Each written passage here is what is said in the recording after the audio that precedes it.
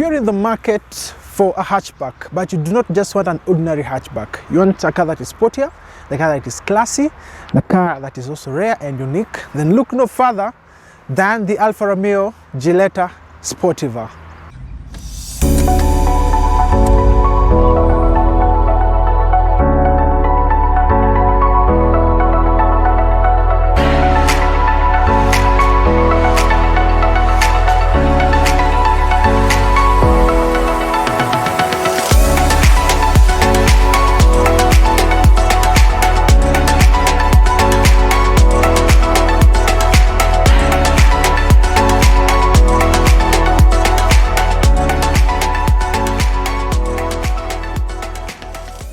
Now, the front look at this Alfa Romeo, in fact, this is the first Italian sophistication car that you're looking at on this review, and you're glad to have even more. So it has the classy look of the Alfa Romeo. It's so unique that you can even spot it from afar, and you can start with the headlamp. Of course, it has the main beam, and these beams right here, these are the daytime running, and also LED, and also get the fog glass right here. I love the front look of this car. It's very unique, by the way. And this inverted triangle here, of course, the Alfa Romeo emblem right here. I think one of the most unique things is that where you place your number plates. You know, most of the cars normally place here at the center, but no, this is an Alfa Romeo. You cannot tamper with the design, so you just place it just here at the side. These are 18-inch alloys, proper alloys of the Alfa Romeo, and it has red calipers. You'd even think that you have Brembo brakes right here, but of course, because of the power that you have this car, you need great stopping power.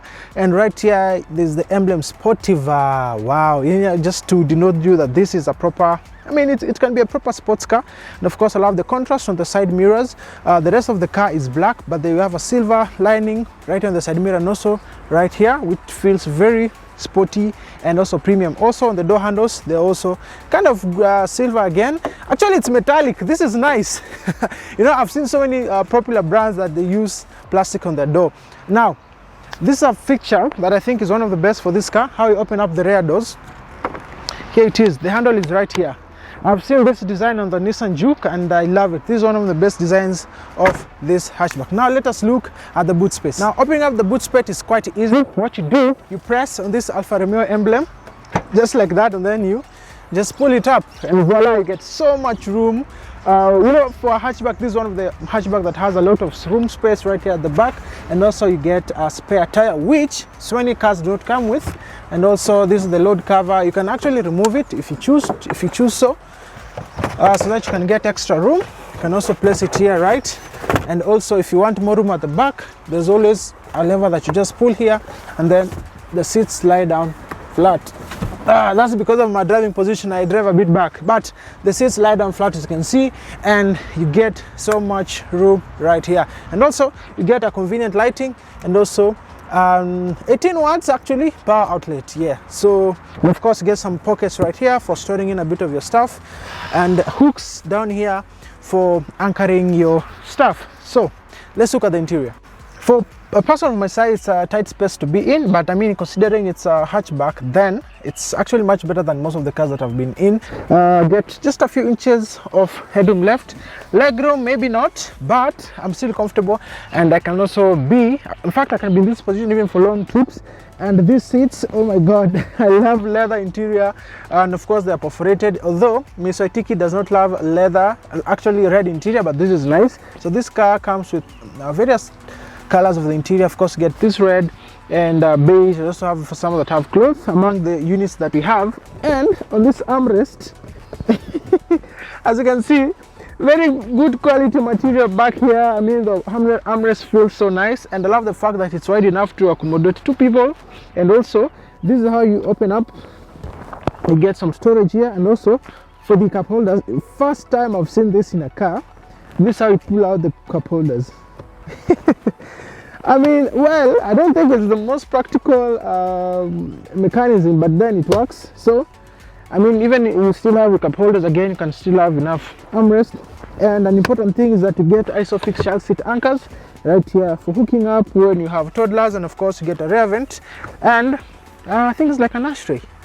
Yeah, so basically that's it. Let's look at the driver's seat. Now, right here at the driver's seat, the somewhat bucket seats with the emblem here, I see Alfa Romeo that is embroidered in. That's a very, very fine and luxury feature that you get on a hatchback. Generally, also the build material feels quality. We get heating front seats and also memory seats for this car. Aluminium, yes, aluminium door handles, and also this piano black finish right here. Everything actually feels really good. Soft touch materials here. I mean, this is piano black again.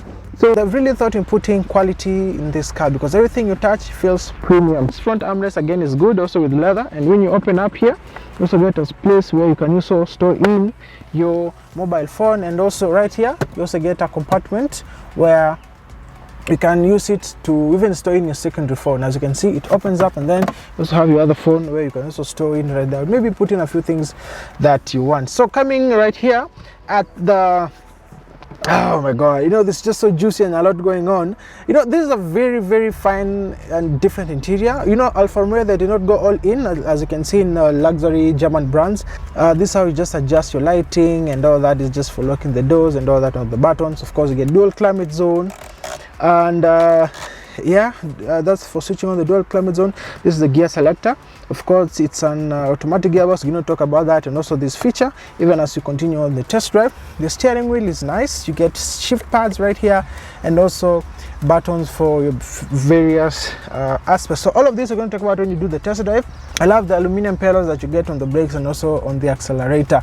So I think let's do a test drive and we'll talk about the engine and you see how the car runs on the road. Right, so we're now cruising inside the Alfa Romeo. In fact, I'm so happy because this is the first Italian car that I'm driving. The Alfa Romeo provides class. In fact, I can feel the car is very stable.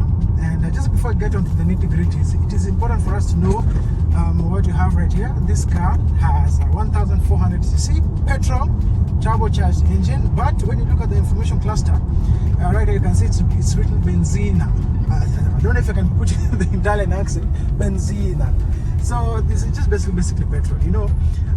Apart from, I think, Europe, all other places they call petrol benzina, diesel. So it's just as for who are colonized by the Brits that we call it petrol. So wow. It's an exciting car to drive. The gear shifts are fantastic. This car has a 6-speed twin clutch or dual clutch that, you know, just the same way that almost the DSG works, that it helps to easy and quick transition of the gears. And oh my god, it's just a thrilling car to drive. And this one has a 1400cc turbo petrol. So this car comes with various types of engines, and there are those engines. There's again 1600 turbo, and there's also a 2-liter turbo that comes both with diesel and petrol. So for this you need to get about 160 horsepower, which is, I mean, it's still quite good coming from a 1400cc. And also I realized that there's this thing you call the, you know, unlike on other cars where there's a button that you press for the auto stop, for this car, when your car, like you're just cruising right now and you come to a complete stop, listen, you hear that? The engine automatically shuts down, and when you want to go, just remove your foot off the brake and the engine again starts up. That's a really cool feature, and I love the fact that they've considered it. And this car is so fast. The ride quality is fantastic, one of the best I've been in. Of course, everything, I'm so comfortable on the seats. Visibility is nice. I mean, it's just a very, very pretty and beautiful car to be in. And I'm also thinking about because right now we're actually driving on the fuel reserve, and we've been driving by there for long. And this car has a very big reserve. The fuel tank capacity is 60 liters, and on average you get about 18 kilometers per liter. There's really minimum wind and road noise. That's a very nice feature. And you know, when you buy this brand, you want a car that is very luxurious. I told you, if you're in the market for a luxury brand, then this is just what you need to have. We are now heading over to a tunnel. It's dark, and the lights automatically lit up themselves. As you can see, yes, the cars have mind blowing. This is just fantastic. So this car production started in the year 2010, and it shares the same platform with Fiat and Chrysler, and it's in the same category as the BMW 1 Series, the Lexus CT, the Ford Focus, VW Golf, and among the cars that I've mentioned, I think the most common car on the market is the VW Golf. So as part of the package of this car, you get drive modes, where you get 3 drive modes. You get dynamic, you get normal, and you get all weather. Dynamic is like the sports version. Normal is just, you know, for your normal cruising and fuel efficiency, and all weather.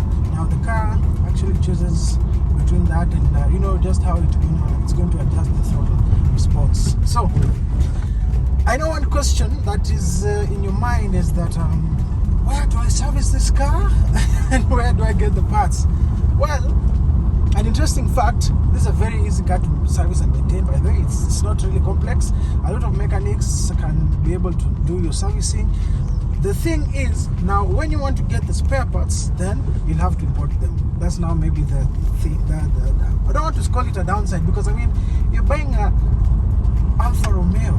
I mean, the spares are not expensive. You can always source them from Dubai, and in case maybe you have a problem, we can always be willing to help you to source this review next. Thank you for keeping it in Chuma Reviews.